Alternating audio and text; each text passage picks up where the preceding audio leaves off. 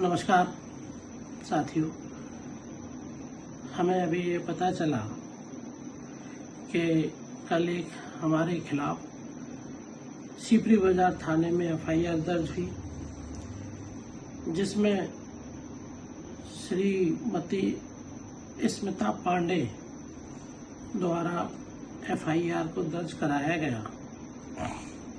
और ये स्मिता पांडे जी के बारे में मुझे तो नहीं पता, क्योंकि आज तक के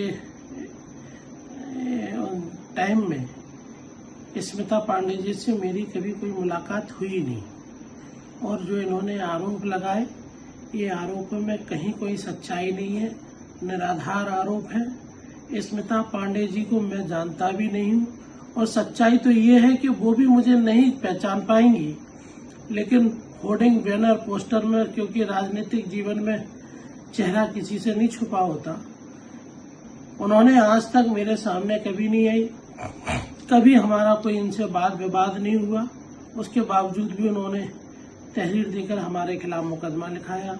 हालांकि हम ये कह सकते हैं कि बड़ी बहन है हमारी, लेकिन बहन जी आपसे भी निवेदन है, सच्चाई तो ये है कि कभी आप हमसे आकर मिली भी नहीं हो, कभी हमारा कोई विवाद भी नहीं हुआ। और अगर इसमें कहीं लगे आपको कि हम गलत बोल रहे हैं, तो चलिए हम मंदिर पर चल के, आप भी चलो, हम भी चलते हैं, कसम खाते हैं कि हम कभी आपसे मिले हो, कभी आपसे बात हुई हो, कभी आपसे झगड़ा हुआ हो।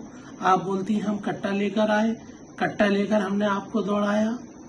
आपने हमारी पहले भी, जब माननीय अखिलेश यादव जी आए, उस दिन भी आपने इस तरीके की कोशिश की थी हमें बदनाम करने के लिए, हमारे खिलाफ साजिश करी आपने।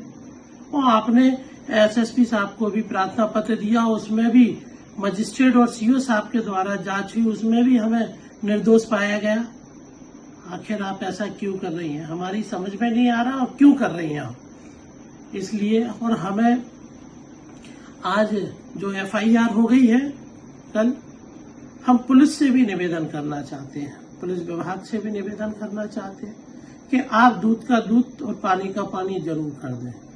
मैं आपसे कहना चाहता हूं, मेरी इन बहन जी से आज तक कभी मुलाकात हुई नहीं, इसलिए हमें उम्मीद और भरोसा है कि पुलिस के अधिकारी भी निष्पक्ष जांच करेंगे। उन्हें लगे 1% भी लगे कि महेश कश्यप दोषी है, तो आप जो सजा देंगे हम सजा भुगतने के लिए तैयार हैं। सच्चाई तो ये है कि ये पता नहीं ये क्यों कर रही हैं ऐसी। हमारी आज तक इनसे कोई ना झगड़ा हुआ, ना बात हुई, ना कोई मुलाकात हुई। इनका जिनसे झगड़ा है बहन जी, आप उनसे झगड़ा करिए, हमें माफ कीजिए, हमें इस तरीके से मत उलझाइए। हमारी कभी आपसे ना बातचीत हुई, ना हम आपको जानते हैं। आप दिल्ली में रहती है, मैं झांसी में रहता हूँ, मैंने कभी आपको देखा भी नहीं। इसलिए अनर्गल और झूठे आरोप मत लगाइए। मुझे उम्मीद और भरोसा है कि ये जो जनता हमारी है, ये सब समझ रही है, और हमें उम्मीद भरोसा है जनता का प्यार और हमारे साथ में न्याय संगत जांच होगी, ऐसी हमें उम्मीद और भरोसा है। बहुत धन्यवाद। जय हिंद।